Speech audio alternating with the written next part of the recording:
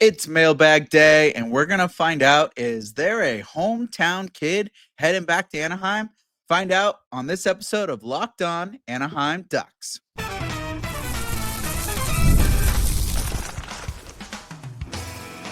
You're Locked On Ducks, your daily podcast on the Anaheim Ducks, part of the Locked On Podcast Network, your team every day. Hello and welcome every day. Thanks for making Locked On Anaheim Ducks your first listen every day. Part of the Locked On Podcast Network, your team every day. Today's episode is brought to you by FanDuel. Right now, new FanDuel customers can get $200 in bonus bets if your first $5 bet wins. I'm Kyle Carr. I'm a lifelong Anaheim Ducks fan, and I've spent multiple years covering collegiate sports, including college hockey. But today we're talking about the Anaheim Ducks, and that's right, it is a mailbag day. Thank you to everyone who has been submitting questions, whether at cardtalksports.com/connect or on the YouTube or other social media platforms. But we got a few questions. We got to get into whether or not Isac Lundeström's going to get an offer sheet. Are the Ducks re-signing Ville Husso? And the first question we're getting into is a big trade. What is on the horizon for Anaheim? So our first question comes from Christian. He asks, if Verbeek made one bold trade, what position should he target and who would be a realistic trade chip? Well, this person has been lighting up social media today. Pretty much this weekend, it started to stir up. The rumor mill started to churn, and it's all about the young man out in Dallas named Jason Robertson. It has been quite the intriguing conversation. A lot of teams coming up. All of a sudden, the rumor. Kevin Weeks put out a just a very vague tweet of a picture of the Dallas arena with eyes going, and then Spit and Chicklets retweeted that. People edited it with Weeks' head in the way. Very vague, but I've also heard on 32 Thoughts and some other podcasts and news outlets talking about if Jason Robertson is heading out and that Anaheim could be a huge target. Well, let's look at some of the things that would help if Robertson does come over here. I mean, Dallas is hurting for cap space right now, and they're lacking in draft capital. And if anyone is not lacking in draft capital, that's the Anaheim Ducks. Robertson is an extremely skilled left winger. He's 6'3" and 207 pounds. This year, he played all 82 regular season games, and he had pretty much a decent season. He had 35 goals, 45 assists for a total of 80 points. So pretty solid performance by Robertson. And also a big factor that could be, kind of the fairy tale twist to all of this, and especially with everything going on with OC Vibe and this kind of young redemption or young rebirth and growth of Anaheim. Jason Robertson, this would be his return to the hometown where he grew up playing hockey. So bring him back to the hometown. Let's get him in. I mean, why not? Like, it's always a good thing when players come back to their hometown later in their careers. It's not usually the best thing when they start out their NHL careers in the same location that they grew up playing hockey. There's a lot of stress, a lot of pressure, people asking for tickets, family, friends, all that. But he's been in the league. He's seasoned as a veteran in this league. I was trying to say both things at the same time there. But definitely there's some intrigue there. Bring him back, get him into the home, just get him comfortable back with the fam. And I mean, when it comes to the postseason, he's also had pretty good performance as well. I know we talked about those regular season minutes there. I bring up the playoffs just because that's been a big conversation of whether or not Marner should be someone that they hunt for. But 56 playoff games for Robertson, 44 points in the postseason. He kind of was one of the only goal scorers for Dallas at the end of that run there against Edmonton. So he's got some playoff experience and can bring some skill there. Looking at what Anaheim would have to give away to get Robertson into the orange and gold and black, or what colors we're saying the Ducks are now, mostly orange. But we got players like Sasha Pashov and Jan Misak that are a bit stuck in Anaheim's pool of prospects and the depth and everyone coming up and this young wave of players and everything. And I think that they could benefit going to a team like Dallas where they are lacking in that prospect depth, and they could actually probably have a better chance of cracking into the NHL. Whereas Anaheim's pretty stacked right now. It's kind of a logjam when it comes to these young prospects. So giving them a change of scenery, getting them in there to hopefully have a chance to get into the big leagues would be great for them. Also, the issue with this trade is that it may cost that 10th overall pick that Anaheim has. I don't know if just a couple of prospects will be enough to entice Dallas to make that trade.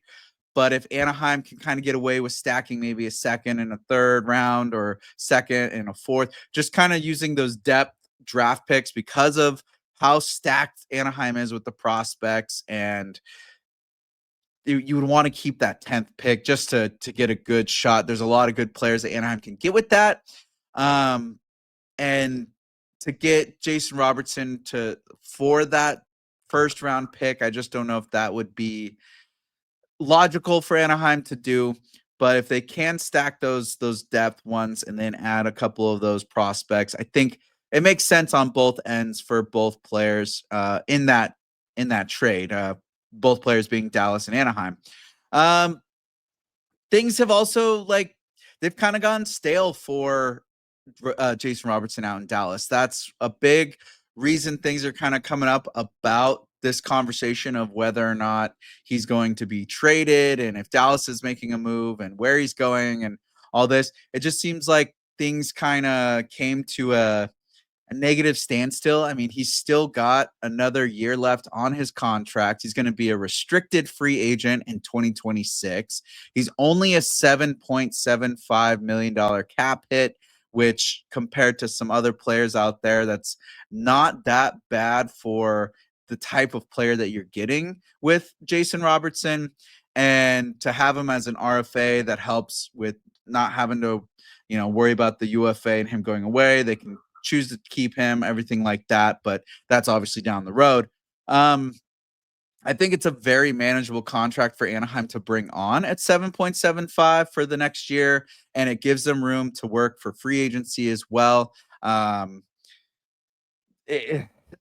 just see being able to get someone out of a situation that they're in Dallas, and if Dallas feels like things are kind of souring there, and I have to apologize, my eyes are extremely watering today. I don't know if something started blooming, but they've been killing me all day. So if you see me look like I'm crying, I swear I'm not this emotional about trades.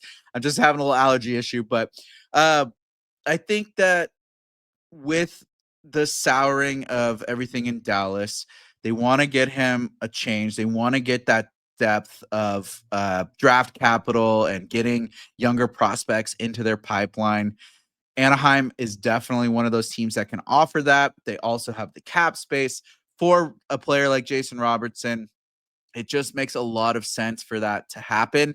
And it is kind of a big swing. That's you asked if there was a bold trade, and I think that would be a pretty bold trade to try to get someone of that caliber over here. And from what I heard, players were not happy with how Peter DeBoer handled Dallas in the end of the playoffs, and especially in the Western Conference Finals. And his remarks after they lost to Edmonton seemed to really, really sour some of the players, and there were comments made during their exit interviews about that. So getting him into a new environment with the new coach, Anaheim's this whole new fresh vibe. It's kind of this just fresh taste on everyone's lips, and to bring in a guy like that from the hometown who knows the area, definitely knows how to bring it in, this kind of resurgence of Orange Country and OC vibe, and it just really rounds out that whole energy and environment and everything like that. So that is my bold trade prediction that Pat Verbeek could make is Jason Robertson, get rid of guys like Sasha Pashov and Jan Misak, maybe a second and a third. Bring him over.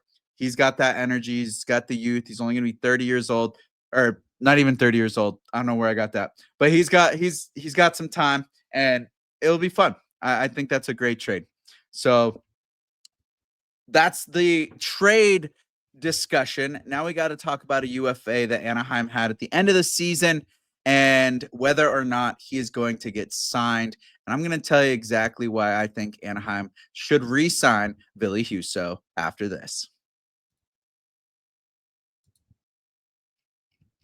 The NBA playoffs are in full swing, and every night delivers highlight-worthy performances, major momentum shifts, and can't-miss moments. Whether it's a game-winning shot or a breakout player, there's never been a better time to get in on the action. FanDuel makes it easy to stay in the game before tip-off and live. With player props, performance trends, and same-game parlays, fans have more ways than ever to play smart and win big.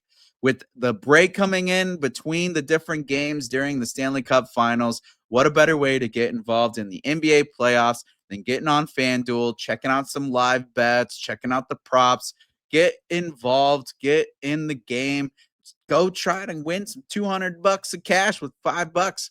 New to FanDuel, it's the perfect time to sign up. Head to FanDuel.com and place your first $5 bet. If it wins, you'll get $200 in bonus bets. Make every moment more with FanDuel, official sports betting partner of the NBA. All right, our next question comes from Derek S. He asks, thoughts on Husso? How do you think he compares with Gibby's skill level wise? And since he's a UFA, do you see him re-signing with the Ducks? And if so, where do you see him being placed? Well, this is a great question and one I've been honestly wondering ever since the end of the season. With everything going on with Gibson and his injury woes and not being there for the end of the season, and Ville Husso coming up and putting up some great numbers for those couple of games that he did play in Anaheim, his performance in San Diego. It's a really difficult pondering type question of does Anaheim come give him an offer, and do they want him back, or what do they do? And honestly, I think that it would be a very, very smart move for Anaheim to try to get Ville Husso tied up here, especially being a UFA. The way he played there at the end of the season, you can see he's really trying to bring a resurgence back to his career.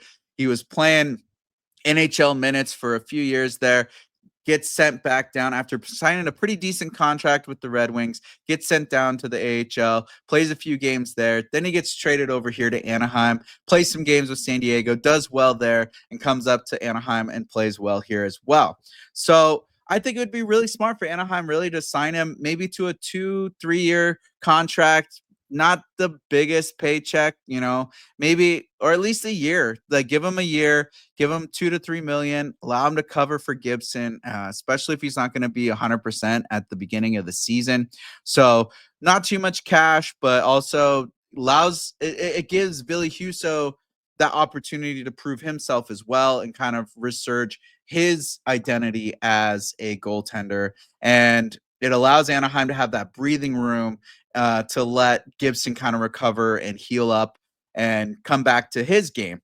And it also allowed, like with Husso on that weird kind of AHL, NHL caliber, of all the places, Anaheim has a great goalie coaching staff. And if there's any place that can really help a goaltender get back into their groove of things, it's Anaheim. And I mean, look at his numbers. In the 4 games he played in Anaheim, he had a 2.99 goals against average, saw a ton of shots because he had a .925 save percentage. So that is very up there. Yes, only 4 games, very small sample size, but for 925 save percentage, that's not bad at all. And then even down in the AHL, he played for the Grand Rapids Griffins for 13 games at the beginning of the year. He had a 2.7 goals against average, a .912 save percentage, pretty decent numbers there. Then he played 9 games with the Gulls and had a 2.56 goals against average, so 2.56, and a 907 save percentage. Not bad numbers, not bad at all. And to come in with the little fresh contract that says, hey, you got to resurge, you got to build yourself back up. We're going to give you the cash to do that, but also, our expectations is to have Gibson and Dostal as the tandem.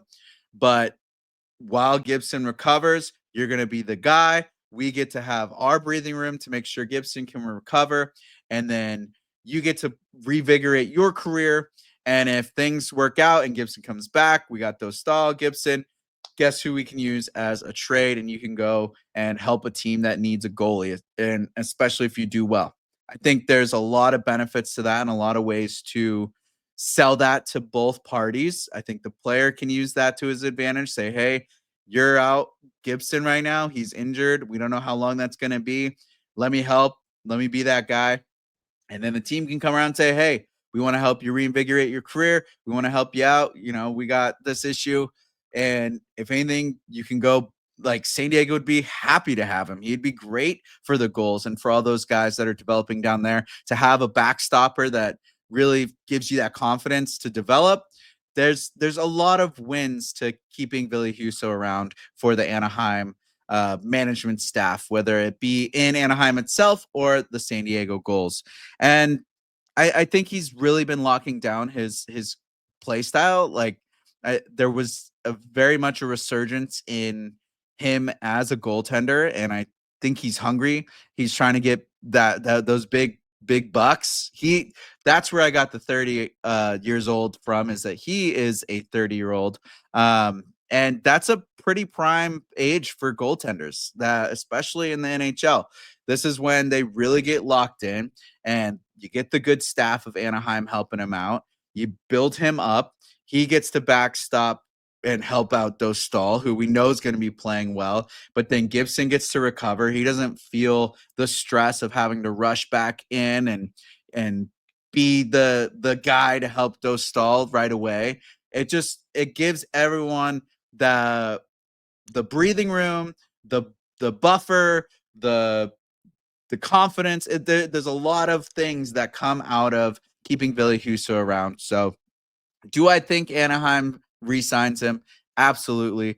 Does he want to come back to Anaheim? I would think so. It seemed like he really got along in the few games that he was up here. He really felt at home with the players, and even in San Diego, he really enjoyed it down there. And then to come back, be with this young crew as they start to step up their game, he gets to step up his game. And yeah, there's just a lot of things that make sense there. And where do I think he's going to go? I think at first he's going to be up with Anaheim, helping while Gibson is recovering and coming back from injury, so that way he doesn't have to rush. But then when Gibby does get healthy, I see him moving down into the goals area, or possibly being traded to another team that is needing an NHL caliber goaltender. So good things can come out of keeping Ville Husso around in Anaheim, and it makes absolute sense for both parties to go and try to work something out together. So Ville Husso, Anaheim Ducks, 25-26 season, it makes sense. Another player that could possibly be back in Anaheim, but there's a lot of question marks around him, is Isac Lundeström. Where is he going to go? Is he going to get an RFA offer? What is going to happen? And I'll answer exactly what I think after this.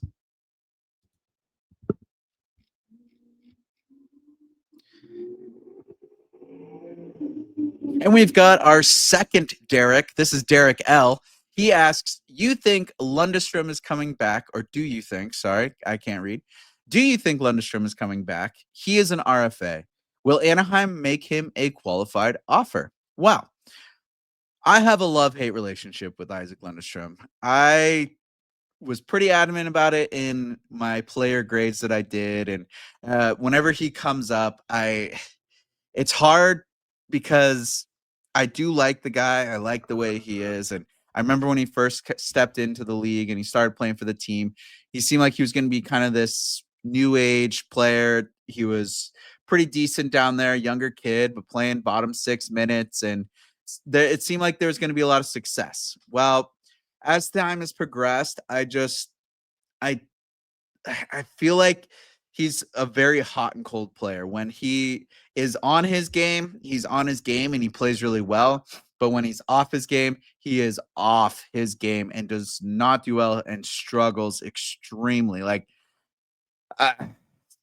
it's really difficult for me. And honestly, I think that as much as he's been a part of this crew and things have been going halfway decent with him with Anaheim, I think Anaheim really needs to get meaner and a little bit tougher on that fourth line and have someone who's more of a bigger shutdown guy that's not afraid to go get aggressive and get his hands dirty as that fourth line center. I just see Lundeström as too timid, a little too soft, doesn't really have the bite that is needed for that fourth line, just kind of grinder type line. He was only able to obtain 15 points and was minus 12. Fourth line guys, like, yeah, you're not expecting them to get a lot of points. They're not the goal scorers, but you also want them to be shutting down and not giving up too much. And it seems like every time there was a goal scored, it was pretty much against the fourth line. Possibly didn't help that he's playing with guys like Ross Johnston down there on that fourth line, but with some of the other players that did start to come up, I thought that they kind of were carrying the bag for him, and he was just not doing the best that he could do. He has the ability to be a great bottom 6 center. There's flashes of it. You see it here and there. I think that there needs to be a massive conversation with him if Anaheim does decide to make a qualifying offer. One, I think it's going to be a pretty low number. I don't think it's going to be very high, especially with them trying to target some of these big UFAs. I don't think they're going to give him much. As far as money wise, they might give him a little bit of term just so he could.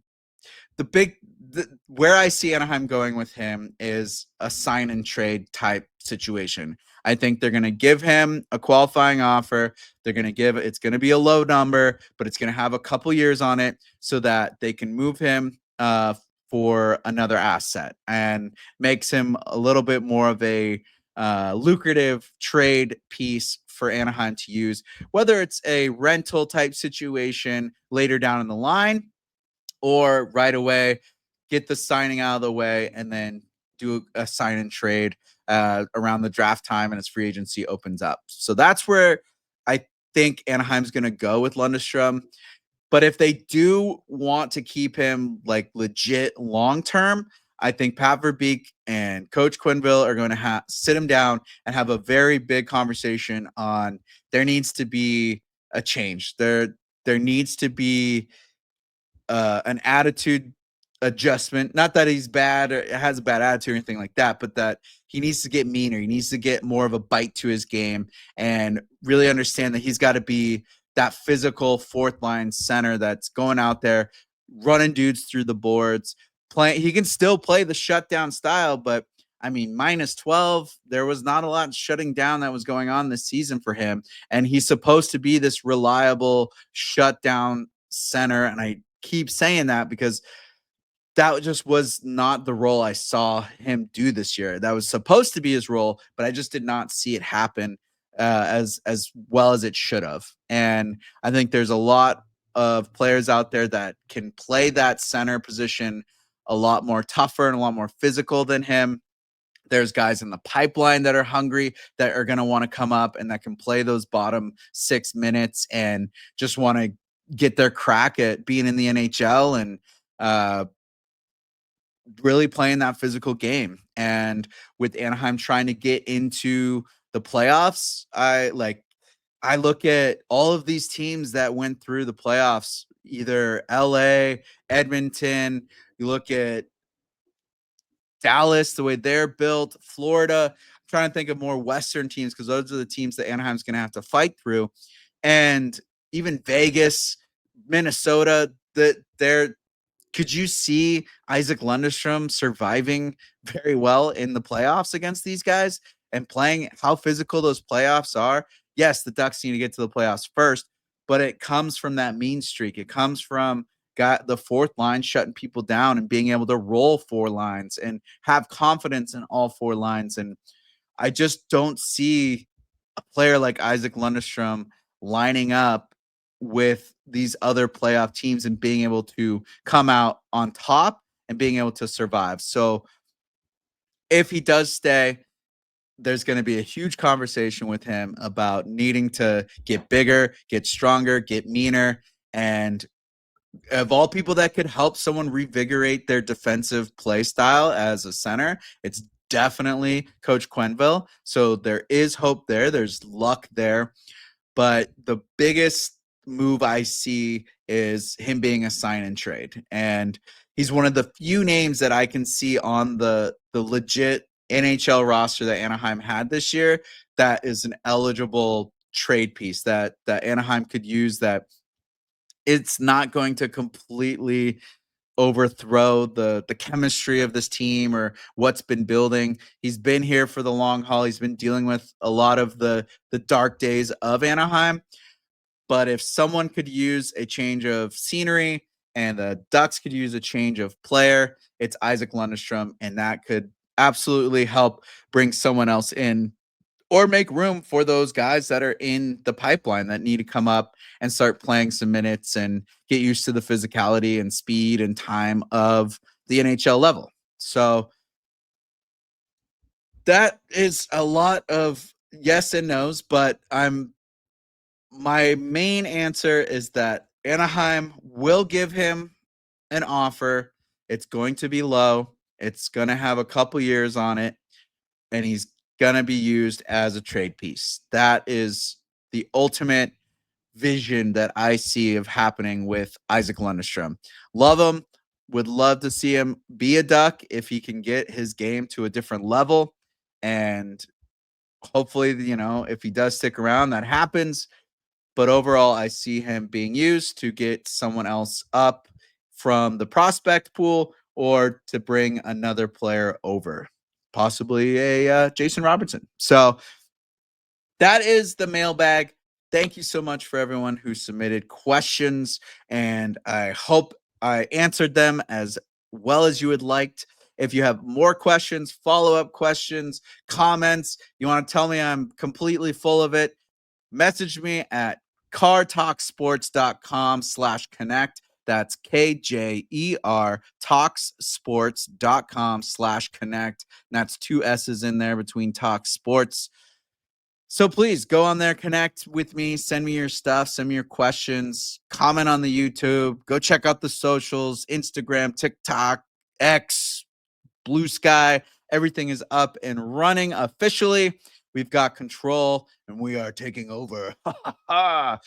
But no, thank you, everyone who's been listening, especially all you everydayers. So thank you for making Locked On Ducks your first listen today. For your second listen, check out the all-new Locked On NHL Game Night. Every game, every night, until a Stanley Cup champion is crowned. Get local analysis on a national scale. Find NHL Game Night on Locked On NHL on YouTube or wherever you listen to podcasts. You can find this podcast on the YouTube and on any podcast platform. Please go like and subscribe to our YouTube and check out the socials as well. And as always, I'm Kyle Carr.